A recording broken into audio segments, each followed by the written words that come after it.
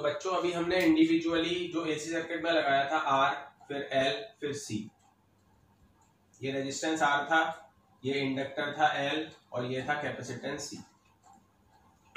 अब हम क्या करने वाले हैं, अब हम कॉम्बिनेशन में एसी सर्किट के अंदर आर भी लगाएंगे और एल भी लगाएंगे, मतलब रेजिस्टर भी लगाएंगे और एक इंडक्टर भी लगाएंगे। तो ये है रेजिस्टर आर और ये है इंडक्टर एल, ये दोनों हम इसमें लगा देंगे और यहां पर लगा देंगे एसी सर्किट, एसी सप्लाई। ठीक है, तो एसी सप्लाई जो अल्टरनेटिंग वोल्टेज होगा वो होगा V naught sine omega t. तो ये तो होता ही अल्टरनेटिंग वोल्टेज।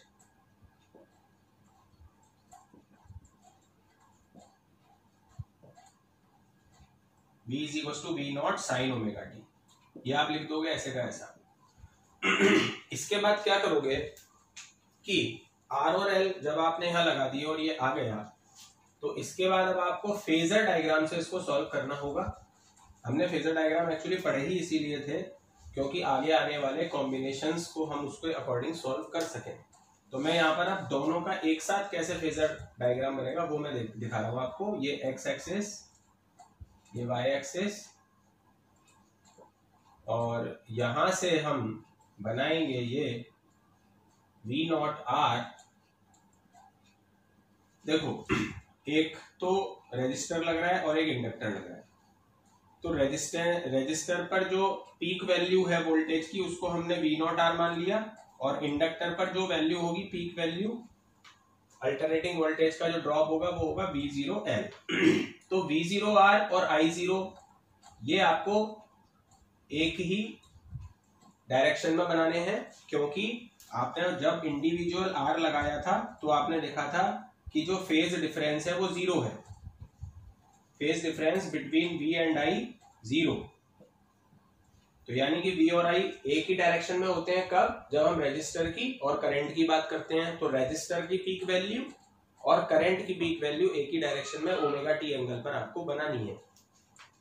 इसके बाद जो V0L होता है, आपको ये भी पता है कि V0L आगे होता है π/2 एंगल से करंट से। तो V0L को आपको आगे बनाना है, π/2 एंगल बनाना है आपको, ये π/2 एंगल से इसको आगे बनाना है। ये है V0L। ठीक है, कितना एंगल है ये, π/2। ये π/2 एंगल यहां लिख देता हूं छोटा सा, π/2 एंगल से इसको आगे बना दिया। ये V0L हो गया, करंट से आगे होता है V0L, और V0R जिस डायरेक्शन में करंट होती है उसी में होता है। अब हम क्या करेंगे, लेकिन अब हमें दोनों को जब कंबाइंड किया तो इनका रिजल्टेंट कितना आएगा। ये तो अलग अलग थे, V0R इस पर था पोटेंशियल ड्रॉप, V0L इस पर था। अब इन दोनों का हमें बनाना पड़ेगा रिजल्टेंट। तो हम यहां पर एक रिजल्टेंट बनाएंगे, वेक्टर का रिजल्टेंट पैरेललोग्राम लो लगाते हैं, ये पैरेललोग्राम बना लेना इस तरीके से, और यहां से एक लाइन बनाना, ये इसका डायगोनल है। ये जो डायगोनल इसका बना है ये करंट से फाई एंगल पे मान लेना है इसको। कितने एंगल पर, फाई एंगल पर। तो करंट से फाई एंगल पर जो आपने ये डायगोनल बनाया है ये इसका रिजल्टेंट है V0RL। ठीक है, ये V0RL है, मतलब RL का रिजल्टेंट मिल गया हमें। तो ये रिजल्टेंट अगर हम देखें, ये दोनों वेक्टर 90 डिग्री पर हैं, तो हमें जो रिजल्टेंट मिलेगा V0RL वो अगर हम देखें दोनों 90 डिग्री पर हैं ये वेक्टर, तो ये मिलेगा √ V0R² प्लस V0L स्क्वायर, और ये हो जाएगा V0RL is equal to √ V0R को लिख देंगे I0R और V0L को लिख देंगे I0XL। ठीक है, वैसे तो फॉर्मूला यही लगता है V is equal to IR, लेकिन जब रेजिस्टेंस है तब तो हम इसको V0 को I0R लिख सकते हैं, लेकिन जब इंडक्टर की बात करेंगे V0L की बात, तो I0 के साथ R की जगह क्या आ जाता है, फिर XL। दोनों में चेंज हो जाता है ना। R तो कब होता है, जब रेजिस्टर लगाते हैं, और XL कब आएगा, जब करंट, इसमें करंट के साथ जब हम इंडक्टर लगाएंगे। और अगर हम कैपेसिटेंस लगाएंगे V0C तो वो हो जाएगा I0XC। और अगर तीनों फॉर्मूले लिख दिए मैंने, V0R है I0R, अगर V0R की बात करोगे तो वो I0R होगा according to the Ohm's law. V0L में R नहीं आता, फिर R की जगह क्या जाता है XL, और V0C में XL की जगह क्या जाता है XC। तो ये हमें मिल जाता है। अब हम इसको लिखेंगे V0RL is equal to root of, इन दोनों में से I0 स्क्वायर कॉमन आ जाएगा, यहां बचेगा R square plus XL square. ठीक है, I0 स्क्वायर दोनों में से कॉमन आ गया, R square plus XL square. I0 को रूट से भी बाहर निकाल लेंगे, I0 root of R square plus XL square. ठीक है, इसको अपॉन में ले जाएंगे V0R के, तो I0 is equal to V0RL, और ये अपॉन में चला जाएगा root R square plus XL square. ये हमारे पास peak value of alternating current इस कंडीशन में, जो आई नॉट की वैल्यू यहाँ पर आ जाएगी, ये है peak value of alternating current.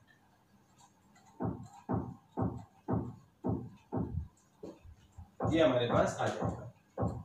अब मैं आपको यहां पर एक क्वांटिटी से इंट्रोड्यूस करा रहा हूं, इम्पीडेंस।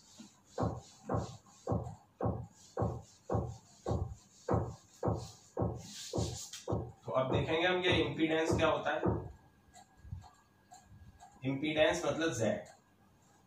ठीक है, तो होता क्या है कि जब आप कॉम्बिनेशन में लगाते हो, अब देखो अगर आपने रजिस्टर लगाया था तो आपको जो अपोज मिला था अल्टरनेटिंग करंट के फ्लो में वो था R। जब आपने इंडक्टर लगाया तो जो अपोज मिला वो था XL। जब आपने कैपेसिटेंस लगाई तो XC अपोज मिला। ये तीन आपने पढ़ते, रजिस्टर का रेजिस्टेंस होता है, इंडक्टर का जो अपोज होता है उसको इंडक्टिव रिएक्टेंस बोलते हैं, और कैपेसिटर का जो होता है उसको कैपेसिटिव रिएक्टेंस बोलते हैं। इतना आपको पता ही है। अब अगर मैं ये और ये साथ में लगा दूं तो फिर इसका जो इफेक्ट होगा वो क्या होगा, इन दोनों का मिलाकर जो इफेक्ट होगा वो क्या होगा, उसी को हम बोलेंगे इम्पीडेंस। तो इम्पीडेंस की डेफिनेशन क्या बनेगी, इम्पीडेंस की डेफिनेशन ये बनेगी, when R and L connected in AC circuit, in AC circuit क्या क्या कनेक्ट कर दिया आपने, R and L connected in AC circuit, the oppose in the flow of alternating current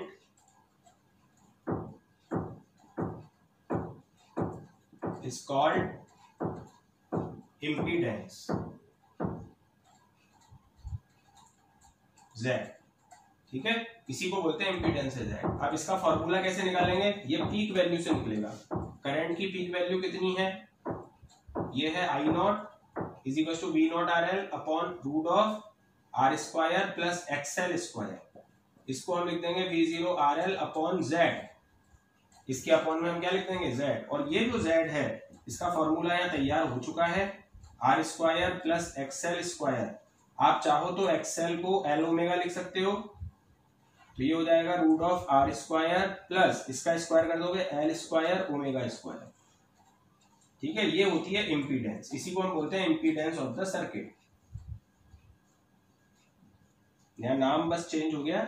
अच्छा, अगर आपसे ये पूछा जाए कि इसका यूनिट क्या है, तो आप इसकी यूनिट कितनी बताओगे, वही बताओगे ओम। ठीक है, ये है इम्पीडेंस पूरा कंप्लीट। तो क्लियर है कहानी। अब इम्पीडेंस का भी मैं यहाँ से इसके अकॉर्डिंग एक डायग्राम बना सकता हूँ। ये डायग्राम आप ध्यान से देख लेना, इसको बिल्कुल इसी तरीके से। ये 90 डिग्री पे होना चाहिए, ये पूरा इक्विलेटरल ट्रायंगल होना चाहिए, वो क्वाड्रिलेटरल होना चाहिए ये, और ये V0R इसका डायगोनल होना चाहिए। तो ये इसी तरीके से आपको बनाना है। ये पीक वैल्यूज आप अच्छी तरह याद रखना, क्योंकि यहीं से स्टार्ट होता है। अब मैं आपको एक Z का और फॉर्मूला, एक और डायग्राम बना के बताता हूं। यहाँ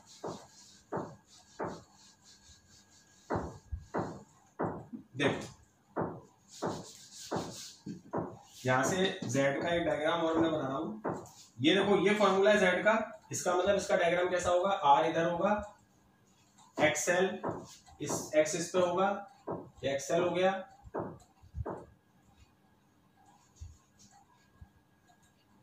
और इससे अपन एक क्वाड्रिलेटर बनाकर, और यहां पर इसका डायगोनल Z, और ये एंगल होगा फाई। जो हमने यहाँ पर बना रखा है, सभी एंगल्स को मैंने फाई माना है, ये हो जाएगा z equal to R square plus XL square. ठीक है, ये इसका डायग्राम बन गया इस वाली इक्वेशन का।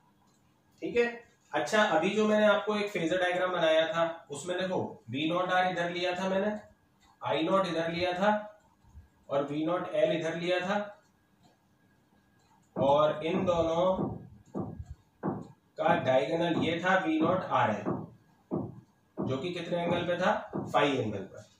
तो आप देखो अब इसका इफेक्ट तो ये आ चुका है, मिला जुला इफेक्ट, तो इसको हटा दो, इसको भी हटा दो, मतलब अब हमारे पास दोनों का जो मिला जुला इफेक्ट है ना वो ये है वोल्टेज और ये करंट है। तो करंट पीछे है, फाई एंगल से हमें यहाँ दिख जाएगा, जो रिजल्टेंट वोल्टेज था उसको समझो। बाकी इन दोनों को तो इसलिए बनाया था क्योंकि ये अलग अलग थे, पर इनका जब कॉम्बिनेशन करोगे तो ये मिलेगा आपको। तो इसका मतलब ये अलग अलग बनाने का मकसद केवल इतना था कि हमें इनका रिजल्टेंट मिल जाए। अब इनको हटा दो, अब हमें जो रिजल्टेंट मिला वो हमेशा देखो आप दिख जाएगा करंट से आगे है। तो अगर यहाँ पर अल्टरनेटिंग करंट का फॉर्मूला लिखाया जाए तो मैं क्या लिखूंगा, ये होगा देखो alternating current I is equal to क्या होगी, I not sine omega T minus phi. Phi angle से पीछे है ना करंट, फाई एंगल से करंट यहाँ पर पीछे है, तो मैं यहाँ पर क्या लिख दूंगा, माइनस फाई, मतलब वोल्टेज से फाई एंगल पर करंट पीछे है। अब मैं क्या करूंगा कि ये आ जाने के बाद जो करंट आ गया उसमें फेज डिफरेंस अगर मुझे पता करना है कि भाई ये कितना है, ये तो कुछ अननोन आ रहा है, समझ में नहीं आ रहा कि फाई कितना होगा, तो हम इस डायग्राम का यूज करेंगे, टेन फाई निकालेंगे यहाँ से। टेन फाई, तो टेन फाई क्या होता है, परपेंडिकुलर अपॉन बेस। तो परपेंडिकुलर तो हो गया इसके फाई के सामने वाली साइड ये, और ये साइड इसके इक्वल होगी यानी एक्सएल, और अपॉन बेस हो गया आर। तो टेन फाई कितना आ गया, एक्सएल अपॉन आर, तो फाई कितना आ जाएगा, टेन फाई, एक बार इसको एल ओमेगा, एक्सएल को एल ओमेगा लिख सकते हैं, एल ओमेगा अपॉन आर, तो फाई कितना आ जाएगा, tan inverse L omega upon R. ये हमारे पास फेज डिफरेंस का फॉर्मूला आ जाता है कि ये जो फाई अननोन था उसको हम इस वाले डायग्राम से, जेड का डायग्राम यहाँ बना दिया है मैंने, इस डायग्राम से करंट हमने देखी ली थी पीछे है फाई एंगल से, वो फाई एंगल कितना है उसको निकालने के लिए हम यहाँ पर इसका यूज कर रहे हैं टेन फाई का। तो हमारे पास एक्सएल यानी कि ये परपेंडिकुलर, ये बेस, एक्सएल अपॉन आर आ रहा है, एक्सएल को हमने एल ओमेगा लिख दिया है, तो फाई कितना आ गया, tan inverse L omega upon R. ये सारा हो गया। अब एक ग्राफ और होता है बस इसका, बाकी तो ये कंप्लीट है। इसका एक ग्राफ और बनता है, ग्राफ।